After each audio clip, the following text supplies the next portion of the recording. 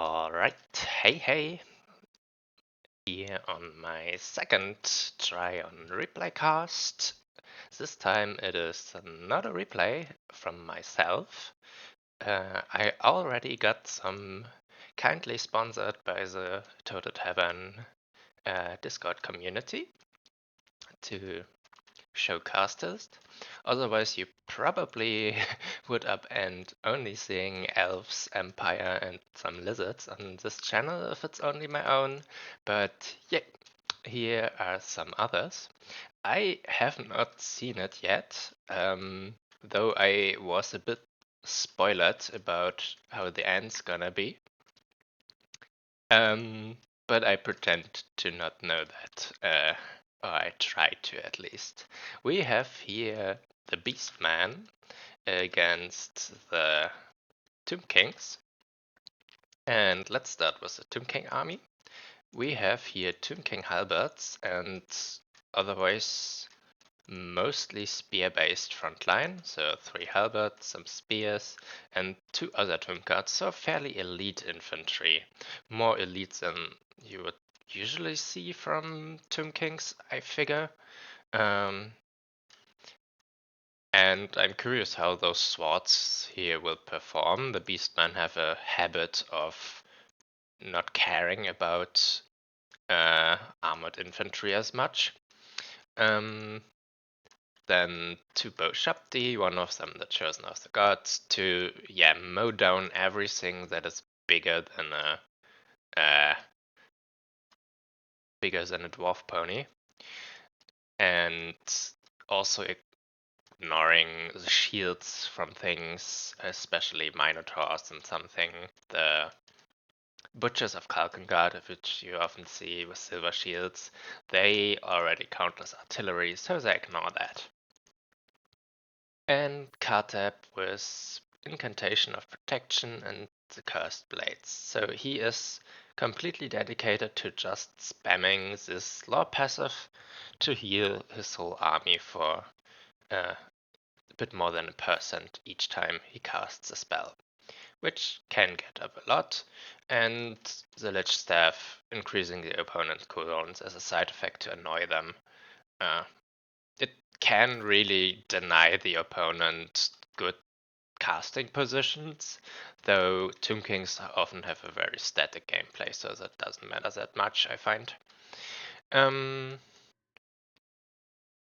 lot of others use the Incantation of Vengeance now, which is a bit more expensive but does hella damage. So, yeah. We have on the other side a Brave Shaman. Let's start with a caster 2 with Pan's Impenetrable Pelt. I don't like this spell, but we will see when it finds good appliance. Maybe it was just some leftover money to put into the spell. And the Flock of Doom. It's a blob punishing spell, and Tomb Kings are known to blob pretty hard, so understandable. Then that's a lot of normal shielded Goreherds. No, actually unshielded Goreherds, which are just good-ish melee fighters, certainly better than Tomb King skeletons. I suspect they struggle a bit against the Tomb Guards and their armor. So, a third armor piercing a bit lower. And shielded Goreherd, so maximum wide Goreherd spam, including the regiment, and Morgul the Shadowgave with his 2 Chaos Spawn Summon and being immune to missiles, including the artillery class missiles from Boshapti. So I suspect from just seeing that the... Oh, and a hound, even hidden for me.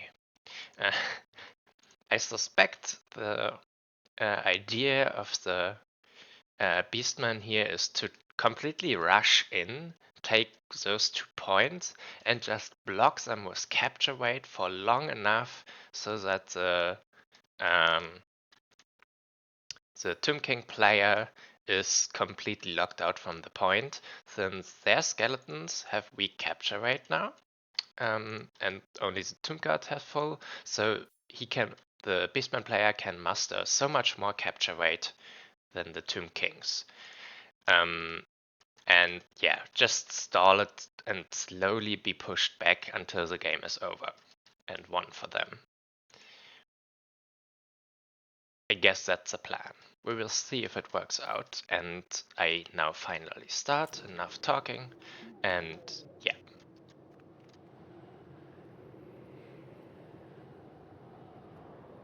Or a slow advance and a full build up from the Beastman player, which could also be a possibility. Then swarming, I can't paint on the map, I don't know why this tool is not there in replay cast, just if you live spectate.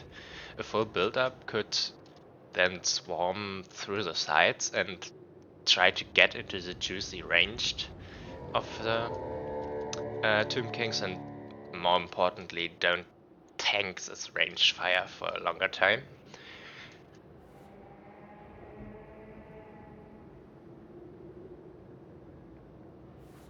It's kinda two sides of the same coin, since it's done with similar army styles and builds. Either you go in initially straight and block them, or you wait really long and then push them off the point with superior infantry power and superior capture rate power. The second is often done to punish superior shooting and ranged, with the Tomb Kings they definitely have. Though might have grown a bit impatient here and now starts the assault already. Though you could say that the Tomb King's army right now is split because they are reacting to those Thantigors, so you could get here some surround, some squeezing through here, and then get a surround on this part and finish it off where the other side is idle. This, I don't think this will end well. Such an isolated dive attempt is a bit distracting, but I don't think it will work. Here, physical resistance spell. Oh, he changes target into the Chosen of the Gods. And Hounds are certainly better at killing catapult crews quickly, but the Spearmen here are... Oh yeah, that's actually quite nice. But he could just move the Boshabdi into his spears. And yeah, here you see the effects of the Tomb King shooting. The Boshabdis took them down and they haven't lost a model, so this whole thing was kinda wasted.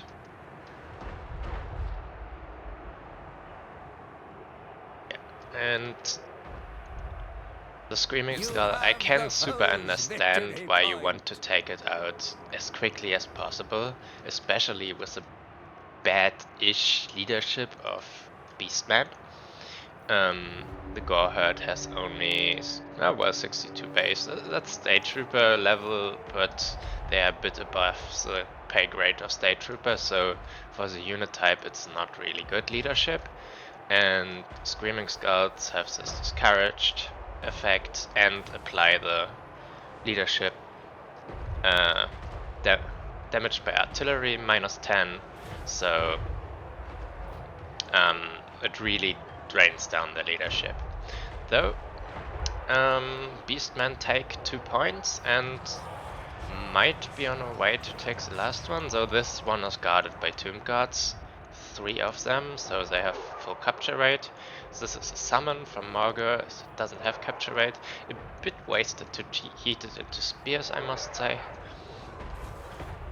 Another attempt to take out the Boshabdi, but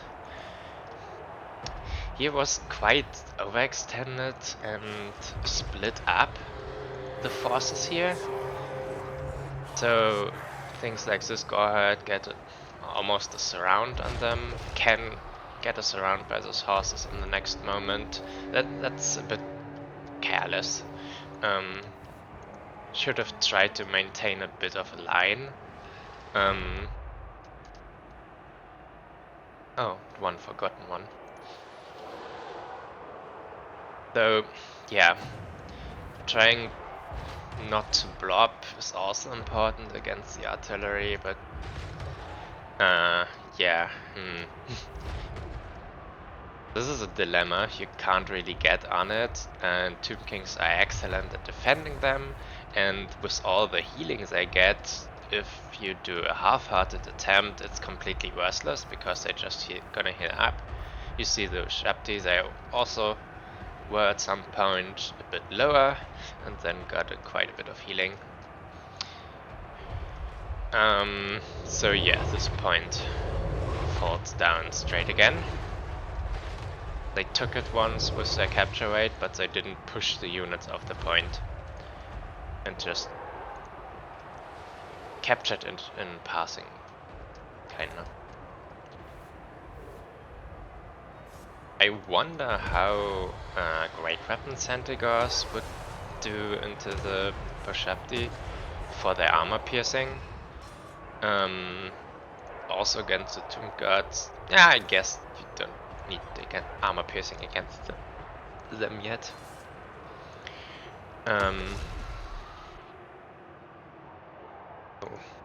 The Minotaurs.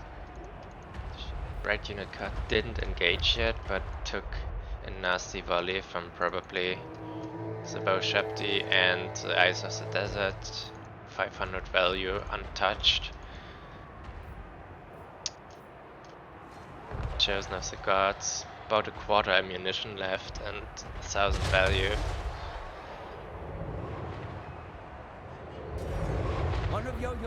And 1000 value on such a unit against lowly leadership, you can see they rout with like 60% of their HP, so in the end you will only see about 40% of their HP in the value counter if you don't do this and shoot at the routing unit.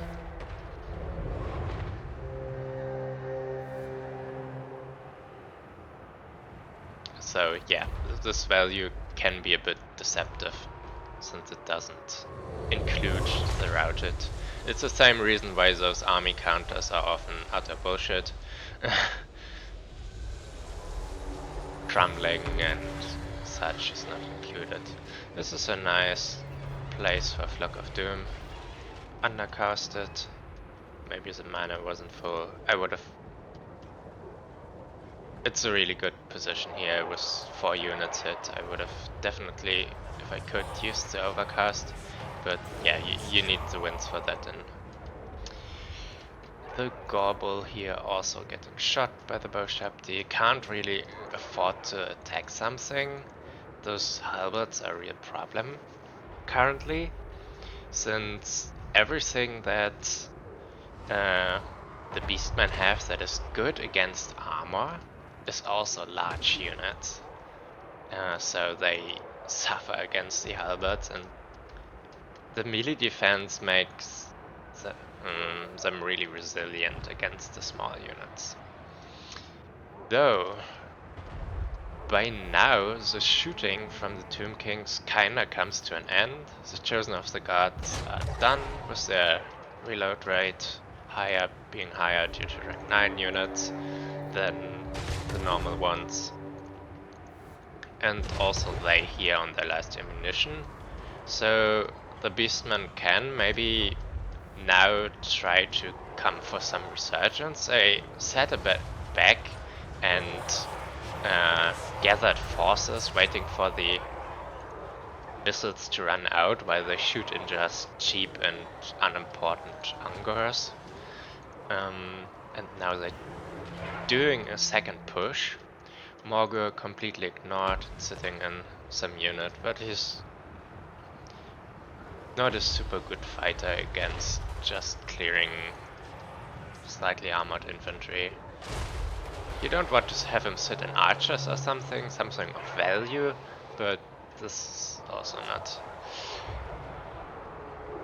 Eyes of the Desert against the Gorbel.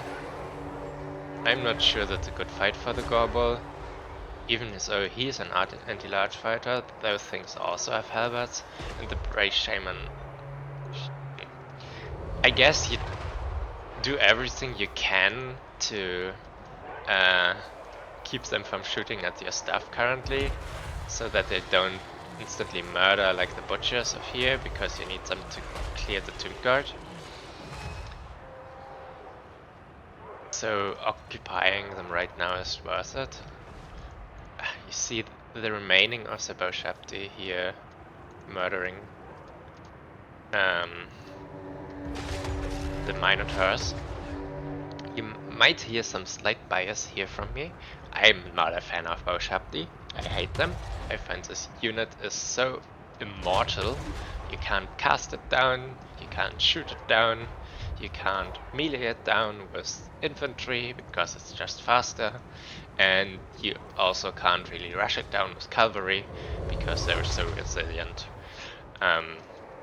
There's just not much you can do about them except to accept your fate and being shot. Here you see a bit the low capture rate from the Tomb King player, despite them having a bit more units here in the area. They lose the point, so not everything is on. I'm not sure if they contact with the point. So the Beastman actually takes it. Morgur's still living his life, slowly grinding down the tomb guard. Eye of the Desert really got occupied for a long time, but yeah, as I said, it's not a bad fight for them, and they're also kiting things into push up the Overwatch again. Though now we have a lot of invested into shooting again. Into shooting that is mainly good against large targets and not against infantry. The Screaming Skull is definitely good against infantry, but also shooting. And right now the Tomb King player lacks a capture rate to take this point. And he isn't quite at the point yet where he can win on single cap. He almost got there, needed a bit more. Like a minute of holding this point longer, maybe. But not yet. And the Beastman player can steadily reinforce from his huge pool of gore herds. Remember he started with 10 of them, so they all get their second lives about now. Or a lot of them already got, but it's getting more. And they just can try and capture rate block this.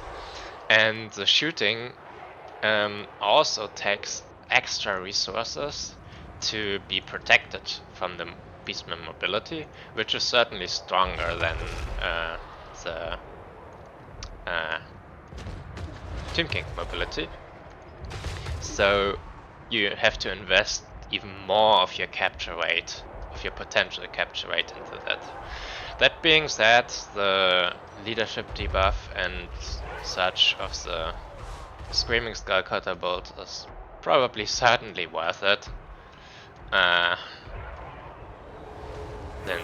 yeah, it just shrouds those gore herds so easily and also does good damage. 1400 value, it's a second life, but those Boshabti died from having not enough protection. And yeah. So was that one of the first lives? I don't think so. And yeah, okay, the Chosen of the Gods, they killed some. They're just so good, they actually kinda make themselves valued, and they have also hard melee defense, so even if cavalry gets onto them, you see the stats of Centigors, you see the stats of them. The Centigors are gonna win, since they have so much more models and charge bonus, but you've seen the attempt earlier. They take so long that it doesn't really work out. Here we see actually an attempt for the side point. Morgo is still alive and healthy, it was just Tomb God nibbling at him, and he has regeneration and is tanky this way. Tomb God isn't a really high DPS unit, really strong infantry can actually take him, but Tomb God, yeah, a Tomb God that could provide capture rate here now has to be invested to take this point, hold this point because the low Tomb King capture rate on the skeletons. And the Beastmen aren't really trying to win anything anymore, they just push capture rate onto point. And that's what their army was built around, if I'd say so, with just maximum infantry out capturing.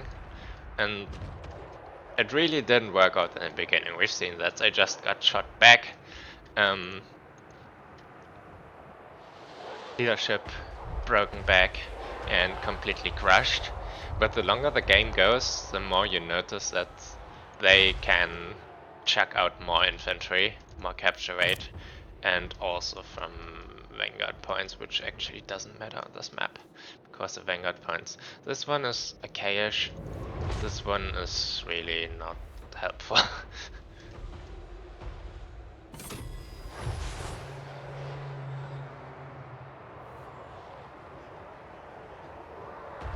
So the Tomb Kings are taking it back though, but I think, yeah, they lost the side point. Right now they're on a triple cap, which is really not good.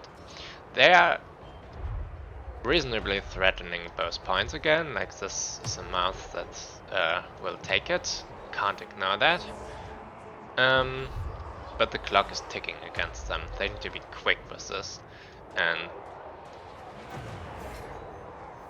yeah, okay, they have one cap back, but they really need to get the second quickly, otherwise they are in triple cap territory. In the end, when the points are so close to each other, or when you are approaching the 1500, getting into triple cap territory is really only a matter of seconds, and getting the points back is also not something for long. So we see here 75 points there and about 150 there, 140. This is a really close act. And I think in about 60 seconds none of the points are gonna change anymore. Tomb Kings might be able, if they take everything, to get onto this point, just force push it in there. But even for that, 60 seconds aren't a long time. You have to walk here, what's that? 100 distance, that takes 30 seconds for infantry to clear.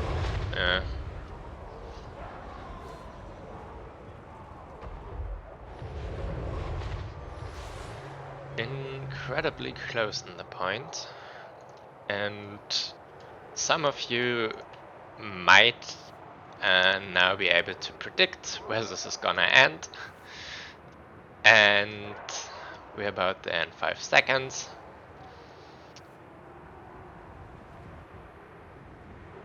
And it's a draw.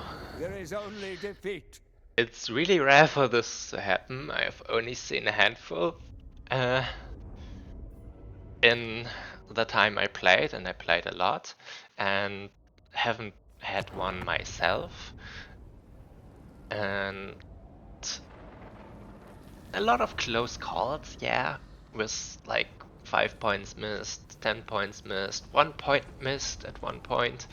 But a real draw is possible, but incredibly rare. So, yeah, the Chosen of the Gods, summoned twice, paid for themselves twice.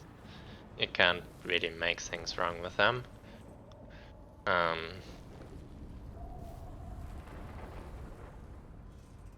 We've got, yeah, they actually didn't do so hot. So, okay, I don't know which one of those fought the whole game against Morga. This is certainly not an interesting place. The SWAT ones did better than I expected. I don't know how many lives they had, but they fought well. And uh, as I said in the beginning, usually armored infantry is not a problem for Beastmen, but you've seen how the Minotaurs and everything got so incredibly efficiently zoned out by the Boshepti, which they couldn't get a grip on, or which they couldn't really delete, just occupy for for a few seconds. Jeez, talking. Oh, there were actually 3 of them. It's maybe a bit too much. Then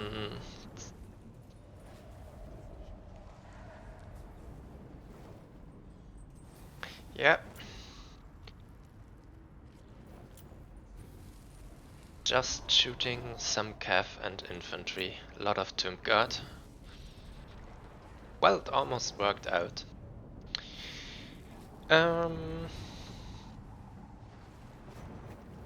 Flock of Doom did a lot. I suspect, I didn't look at it, but I suspect he almost only used Flock of Doom and not the side spell. So, yeah. Morgur is never wrong if the enemy shoots at you, and the Goreherd don't have good values, because the Screaming Skulls are just so devastating at routing them. It makes it so easy. Yeah, here 1700 with 2 values and they cost 650? 850? I don't know, I have to look that up. In either case, it definitely paid for itself, and the strong part isn't even the damage, but the leadership damage. The Butchers redeemed themselves quite in the end. They almost got their value back. They're better against mortal things because they terror ward too, but the regeneration makes them good. No Ongar Raiders. I think that you could have had some positions where you place them where the catapults can't get at them. Because if the catapults hit them, they have like 40 leadership, they instantly rout. They get the damage, they get the discouraged from the contact, they get the leadership damage from the artillery, and they instantly rout. So, yeah. I think either a build up or a full on rush would have been a bit better from the Beastman side. They weirdly waited a bit and did those cavalry maneuvers that didn't really work out, and then they still had to rush in, but gave the opposing side some more time to reinforce their positions and summon shooting and more cavalry to reinforce. Yeah. So I would recommend to go for either super early or super late, but well, it almost worked out.